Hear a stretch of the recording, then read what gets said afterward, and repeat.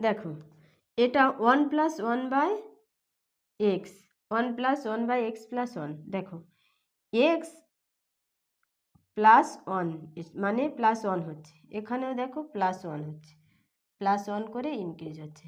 তো আমরা প্লাস 1 করে ইনক্রিজ হবে, 1 প্লাস থাকবে আর উপরে যদি 1 থাকে, আমরা এটাকে শর্ট ফর্মে করি কি, নিচের টার্ম এক্স আর ওটা উপরের টার্ম কত হবে, x plus 4, x plus 4। Answer কত হচ্ছে, ডিটা। বোঝা গেছে? এবার এটা কিভাবে হচ্ছে দেখো,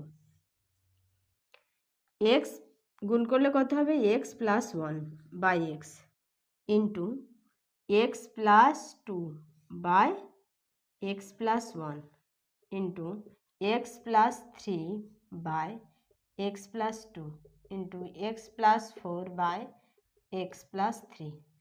এটা কেটে যাবে, এটা কেটে যাবে, এটা কেটে যাবে। নিচে কি আছে, এক্স, উপরে আছে এক্স প্লাস 4। এটা অ্যান্সার, ডি অপশান অ্যান্সার।